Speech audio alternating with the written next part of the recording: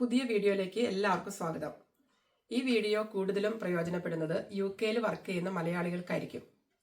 ഞങ്ങളൊക്കെ ഇവിടെ വന്ന സമയത്ത് PR കിട്ടാനായിട്ട് 5 വർഷം വർക്ക് പെർമിറ്റോട് കൂടി വർക്ക് ചെയ്തിട്ടുണ്ടെങ്കിൽ PR കിട്ടുകയും അത് കഴിഞ്ഞ് 1 വർഷം കൂടി വർക്ക് ചെയ്തിട്ടുണ്ടെങ്കിൽ നമുക്ക് ബ്രിട്ടീഷ് പാസ്പോർട്ടിന് അതായത് ഇവിടുത്തെ സിറ്റിസൺഷിപ്പിന് വേണ്ടിയിട്ട് അപ്ലൈ ചെയ്യാൻ പറ്റും. അപ്പം ഇതുവരെ ആ ഒരു ലോ ആയിരുന്നു ഇവിടെ. പക്ഷെ ഇപ്പോൾ റീസെൻ്റ്ലി ആയിട്ട് ഇവിടെ UK ഗവൺമെൻറ് പുതിയൊരു ലോ പുറത്തുവിട്ടിരിക്കുവാണ്. ഈ PR കിട്ടുന്ന വർഷങ്ങളിൽ വേരിയേഷൻസ് ഉണ്ട്. അപ്പോൾ അതിനെപ്പറ്റി ആധികാരികമായിട്ട് നമുക്ക് പറഞ്ഞ് മനസ്സിലാക്കി തരാനായിട്ട് ഇന്ന് നമ്മുടെ കൂടെ ഉള്ളത് നോർത്താംപ്ടണിൽ ഇമിഗ്രേഷൻ സോളിസിറ്ററായിട്ട് വർക്ക് ചെയ്യുന്ന ദിലീപ് രവിയാണ്. ദിലീപ്, സ്വാഗതം. ദിലീപിനെ ഞങ്ങൾക്ക് ഒരു 10 വർഷം മുൻപ് ഇവിടെ ഞങ്ങൾ കൂടി ഇൻവോൾവ് ആയ grace night and old gold എന്ന് പറയുന്ന പരിപാടിയിൽ ഗായകനായിട്ട് വന്ന ആ വർഷം മുതൽ ഞങ്ങൾക്ക് പരിചയമുണ്ട്. അപ്പം ഞങ്ങൾക്ക് ചോദിക്കാനുള്ളത്, നമ്മൾ മലയാളികൾ ഇതിനെക്കുറിച്ച് ഓർത്ത് പാനിക്കാവേണ്ട ആവശ്യമുണ്ടോ, അതോ ഈ നിയമം പ്രാബല്യത്തിലാവാനായിട്ട് കുറച്ചുകൂടി മാസങ്ങൾ എടുക്കുമോ? ഒന്ന് വിശദീകരിക്കാമോ ദിലീപ്? Thank you.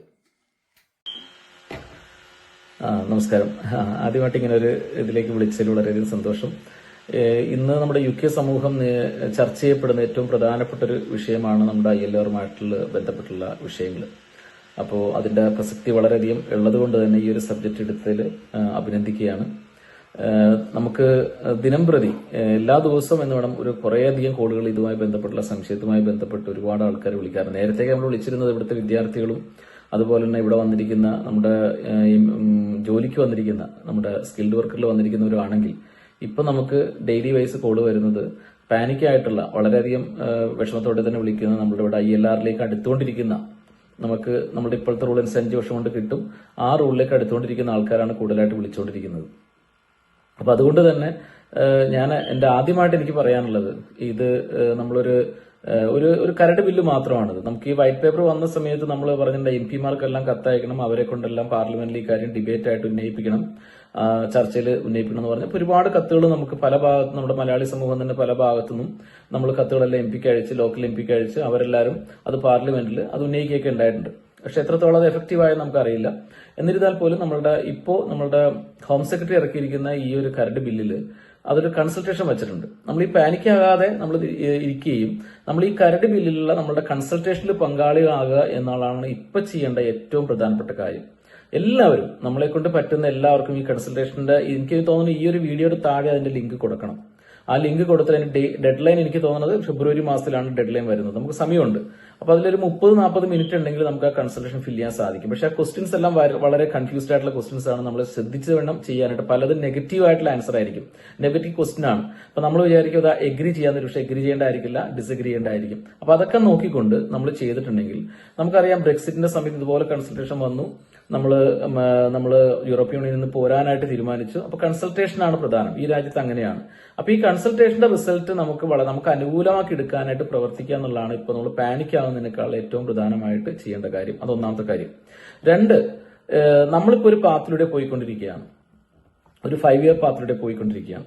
അപ്പൊ ഗവൺമെന്റ് ഒരു ഗവൺമെന്റ് ഇപ്പൊ ഇത് കൊണ്ടുവരാനുള്ള കാരണം നമുക്ക് എല്ലാവർക്കും അറിയാം. നമ്മുടെ പൊളിറ്റിക്കൽ ആയിട്ടുള്ള പ്രശ്നമുണ്ട്. ഇപ്പൊ റിഫോം പാർട്ടിയുടെ ഉയർത്ത് എഴുന്നേൽപ്പിലും അതുപോലെ അവർ കൊണ്ടുവന്നിരിക്കുന്ന നമ്മളുടെ UK സമൂഹത്തിൽ ഒരുപാട് മൈഗ്രൻസ് കൂടുതലുണ്ടെന്നും അവരൊക്കെ നിയന്ത്രിക്കണമെന്നും പറഞ്ഞിട്ട് അവർ കൊണ്ടുവന്നിരിക്കുന്ന സ്ട്രിക്റ്റ് ആയിട്ടുള്ള ഇമിഗ്രേഷൻ പോളിസി, അവരുടെ പോളിസി മാത്രമാണ് അത് ഇംപ്ലിമെന്റ് ചെയ്തിരിക്കുന്ന പോളിസി മാത്രമാണ്. ആ പോളിസിനെ മറികടക്കാൻ വേണ്ടി ഇപ്പോഴത്തെ ഗവൺമെന്റ് ചെയ്യുന്ന ഒരു ജനങ്ങളെ അടുപ്പിക്കാനായിട്ട് അല്ലെങ്കിൽ ജനങ്ങളെ എതിരാകാതിരിക്കാൻ വേണ്ടി ചെയ്യുന്ന ഒരു കാര്യമാണ് ഇപ്പൊ കൊണ്ടുവന്നിരിക്കുന്ന ബില്ലൊക്കെ ഉള്ളത്.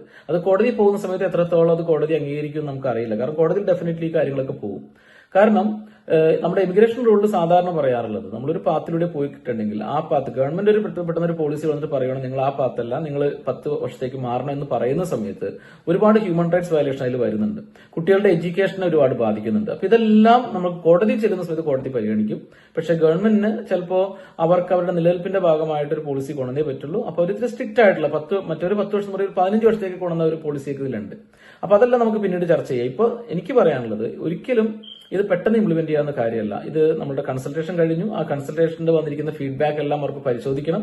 അതിന് തീർച്ചയായിട്ടും ഒരു 3-4 മാസം എടുക്കും. എങ്ങനെ പോയാലും ഒരു 6 മാസത്തെ ടൈം പീരീഡിലായിരിക്കും ഇത് ഇംപ്ലിമെന്റ് ചെയ്യാൻ പോകുന്നത്. ഇംപ്ലിമെന്റ് എന്ത് ചെയ്യണം എന്നുള്ളത് തീർച്ചയായിട്ടും ഈ കൺസൾട്ടേഷനെ ഡിപ്പെൻഡ് ചെയ്ത്, കൺസൾട്ടേഷൻ എന്ത് ആൻസർ വരുന്നു എന്ന് ഡിപ്പെൻഡ് ചെയ്തിരിക്കും. അപ്പൊ നമ്മൾ മലയാളി സമൂഹം ചെയ്യേണ്ടത്, നമുക്ക് പരിചയമുള്ള എല്ലാവരെയും കൊണ്ടും ഈ പറഞ്ഞ ഡെഡ് ലൈനിന് മുമ്പായിട്ട്, ഇപ്പൊ ഞാൻ ചെയ്തിട്ടാണ് സംസാരിക്കുന്നത്, നിങ്ങൾ എത്ര പേര് ചെയ്തിട്ടുണ്ടെന്ന് എനിക്ക് അറിയില്ല. അപ്പൊ ആ കൺസൾട്ടേഷന്റെ എന്ത് ചെയ്യണം, കൺസൾട്ടേഷൻ ഫോം ഫില്ല് ചെയ്ത് കൊണ്ട് നമുക്ക് എന്ത് ചെയ്യണം, ഇതിന്റെ ഒരു ഭാഗമായിട്ട് മാറുക. നമുക്ക് നമ്മുടെ എതിരഭിപ്രായം, ഈ കാര്യത്തിൽ എതിരഭിപ്രായം എല്ലാം ഗവൺമെന്റിനെ അറിയിക്കുക. ഗവൺമെന്റ് തീർച്ചയായിട്ടും അത് കൺസിഡർ ചെയ്തുകൊണ്ട് തന്നെ ഗവൺമെന്റ് ഒരു 10 വർഷം വച്ചിട്ടുണ്ടെന്നുണ്ടെങ്കിൽ ചിലപ്പോൾ അത് 6 വർഷം 7 വർഷമായിട്ട് മാറിയേക്കാം.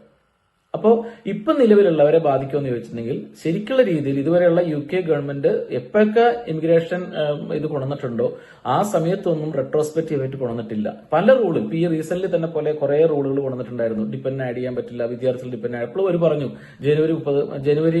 ഡിസംബർ 31 വരെ വരുന്ന വിദ്യാർത്ഥികൾക്ക് ഡിപ്പെൻഡ് കൊണ്ടുവരാം, അത് കഴിഞ്ഞ് വരുന്നവർക്ക് കൊണ്ടുവരാൻ പറ്റില്ല എന്ന് പറഞ്ഞു. നമ്മളെപ്പോഴും ഇതിനു മുമ്പ് വൈറ്റ് പേപ്പർ വന്ന സമയത്ത് ഞാൻ പറഞ്ഞൊരു കാര്യം എന്ന് പറഞ്ഞിട്ടുണ്ടെങ്കിൽ, ഇനി വരാൻ പോകുന്നവരെ, ഈ വൈറ്റ് പേപ്പർ വന്നതിന് ശേഷവും നമ്മുടെ ഈ നിയമം വന്നതിന് ശേഷവും അത് കഴിഞ്ഞിട്ട് വരാൻ പോകുന്നതിൽ ഒരു പക്ഷേ എഫക്ട് ചെയ്തേക്കാം. പക്ഷെ നിലവിലുള്ളവരെ ഇത് എഫക്ട് ചെയ്യാനുള്ള ചാൻസ് വളരെ വളരെ കുറവാണ്. കാരണം അവരൊരു പാത്തിലൂടെ പോവുകയാണ്. ആ പാത്തിൽ നിന്ന് അവരെ മാറ്റണം എന്ന് പറയുന്ന സമയത്ത് ഒരു ഫെയർനെസ് റൂൾ അവിടെ അപ്ലിക്കബിൾ ആയിരിക്കും. അത് ഫെയർനെസിന് എഗെയിൻസ്റ്റ് ആണ്. അത് തീർച്ചയായിട്ടും കോടതി അത് പരിശോധിക്കും. ഗവൺമെന്റിന്റെ ഒരു റൂള് റാഷ് ഡിസിഷനായിട്ട് കോടതിക്ക് തോന്നിയിട്ടുണ്ടെങ്കിൽ കോടതി ഒരുപക്ഷെ അത് റദ്ദാക്കുന്ന ഒരു സമീപനത്തേക്ക് വരെ വന്നേക്കാം. ഇതെല്ലാം തീർച്ചയായിട്ടും ഗവൺമെന്റിന് അറിയാവുന്ന കാര്യങ്ങളായിരിക്കും. അതുകൊണ്ടാണ് ഗവൺമെന്റ് 10 വർഷം പറയുന്ന സമയത്ത് കോടതി ചിലപ്പോൾ അതിന്റെ ഒരു മീഡിയേഷനിലേക്ക് വന്നിട്ട് ചിലപ്പോൾ ഫസ്റ്റ് ഒരു 6 വർഷം അല്ലെങ്കിൽ 7 വർഷം ഇത് തുടങ്ങാന്ന് പറയും, പിന്നീട് 8, പിന്നെ 9, പിന്നെ 10ലേക്ക് പോകാം എന്നുള്ള അഭിപ്രായം പറഞ്ഞേക്കാം. ഒരു പക്ഷേ കോടതി പറയാവുന്ന മെയിൻ കാരണം ഇവിടെ ഉള്ളവരെ അത് ട്രാൻസിഷൻ പീരീഡ്, എപ്പോഴും ട്രാൻസിഷൻ പീരീഡ് കൊടുക്കാറുണ്ട്. ഏത് ഇമിഗ്രേഷൻ റൂൾ വന്നാലും ഒരു ട്രാൻസിഷൻ പീരീഡ് കൊടുക്കാറുണ്ട്. അപ്പൊ നിലവിലുള്ളവരെ ഇത് ബാധിക്കാനുള്ള സാധ്യത വളരെ വളരെ കുറവാണ് എന്നാണ് എനിക്ക് അതുമായി ബന്ധപ്പെട്ട് പറയാനുള്ളത്. Thank you. ഇമിഗ്രേഷൻ സോളിസിറ്റർ ആയിട്ട് വർക്ക് ചെയ്യുന്ന ആയതുകൊണ്ട് ഒരുപാട് കാര്യങ്ങൾ ക്ലിയർ ആയിട്ട് ഞങ്ങൾക്ക് മനസ്സിലാക്കാൻ സാധിച്ചു. Thank you so much. അപ്പം ഇനി ഒരു ക്വസ്റ്റ്യനും കൂടി ഞങ്ങളുടെ ഇടയിൽ ഞങ്ങൾക്ക് ഭയങ്കര കൺസേൺ ആയിട്ടുള്ളത്, ഞങ്ങൾ നേഴ്സസ് ഇവിടെ പബ്ലിക് സെക്ടറിലും പ്രൈവറ്റ് സെക്ടറിലും വർക്ക് ചെയ്യുന്നുണ്ടല്ലോ. അപ്പം ന്യൂസിൽ കണ്ടത് NHSൽ വർക്ക് ചെയ്യുന്ന നേഴ്സുമാർക്ക് 5 വർഷം കഴിഞ്ഞാൽ അവർക്ക് PR കിട്ടുമെന്ന് കണ്ടു. പക്ഷേ പ്രൈവറ്റ് സെക്ടറിലുള്ളവർക്ക് അത് ക്ലിയർ ആയിട്ടൊന്നും പറഞ്ഞിട്ടില്ല. അതിനെപ്പറ്റി ഒന്നുകൂടി വിശദീകരിക്കാമോ? അതോടൊപ്പം തന്നെ ഞങ്ങളുടെ ഡിപ്പെൻഡൻസ് ആയിട്ട് ഇവിടെ വർക്ക് ചെയ്യുന്നവർക്ക് PR കിട്ടാനായിട്ടുള്ള ക്രൈറ്റീരിയ എന്താണെന്നും കൂടി ഒന്ന് വിശദീകരിക്കാമോ? Thank you so much. ഇപ്പൊ ചോദിച്ച 2 ക്വസ്റ്റ്യൻസും വളരെയധികം പ്രധാനപ്പെട്ട തന്നെയാണ്. അതിലൊന്ന് നമ്മളുടെ NHS നഴ്സുമാരെ പ്രൊട്ടക്ട് ചെയ്യുന്ന കാര്യം സ്പെസിഫിക് ആയിട്ട് നമ്മളുടെ ഗവൺമെന്റിന്റെ പ്രപ്പോസലിൽ, അതായത് ഈ കരട് ബില്ലിൽ പറഞ്ഞിട്ടുണ്ട്. എന്നാൽ നമ്മുടെ കെയർ ഹോമിൽ വർക്ക് ചെയ്യുന്ന നഴ്സുമാരെ കുറിച്ചൊന്നും പറഞ്ഞിട്ടില്ല എന്നുള്ളതാണ് ആദ്യത്തെ ഒരു പരാമർശമായിട്ട് പറഞ്ഞത്. നമ്മൾ ശ്രദ്ധിച്ചാൽ മനസ്സിലാക്കും, 2 പേർക്കും രജിസ്ട്രേഷൻ കൊടുത്തിരിക്കുന്ന NMC തന്നെയാണ്. അതുപോലെ തന്നെ 2 സ്ഥലത്തും ജോലി ചെയ്യുന്നവർക്ക് നമ്മൾ 2 പേരുടെയും സെയിം ജോബ് കോഡ് തന്നെയാണ്. നമ്മുടെ COS കോഡ് നോക്കിയെടുത്തിട്ടുണ്ടെങ്കിൽ 2 പേർക്കും സെയിം കോഡാണ്. അപ്പോ ഒരേ ജോലി ഒരേ രജിസ്ട്രേഷൻ കൊടുക്കുന്ന 2 വിഭാഗത്തിന് ഒരിക്കലും ഗവൺമെന്റ് 2ആയിട്ട് കാണാൻ സാധിക്കില്ല. അങ്ങനെ ഗവൺമെന്റ് എപ്പോഴെങ്കിലും ചെയ്തിട്ടുണ്ടെങ്കിൽ ഒരു പക്ഷേ അത് ഡിസ്ക്രിമിനേഷൻ എന്നുള്ള രീതിയിൽ തന്നെ നമ്മുടെ ഹ്യൂമൻ റൈറ്റ്സിൽ ആർട്ടിക്കിൾ 14 അത് ക്ലിയർ ആയിട്ട് പറയുന്നുണ്ട്. അപ്പോൾ അത് വെച്ചിട്ട് തന്നെ ഡെഫിനറ്റ്ലി അത് നമ്മളുടെ കോടതിയിലേക്ക് ഒരുപാട് ചോദ്യങ്ങൾ വന്നേക്കാം. അപ്പൊ ഗവൺമെന്റിന് തീർച്ചയായിട്ടും ഈ കാര്യങ്ങളെ കുറിച്ച് നല്ല ബോധ്യം ഉണ്ടാവും. അവരുടെ സിവിൽ സർവീസ് ഓഫീസേഴ്സ് എല്ലാം അവരെ അഡ്വൈസ് ചെയ്യുന്നുണ്ടാവും ഈ കാര്യത്തിൽ.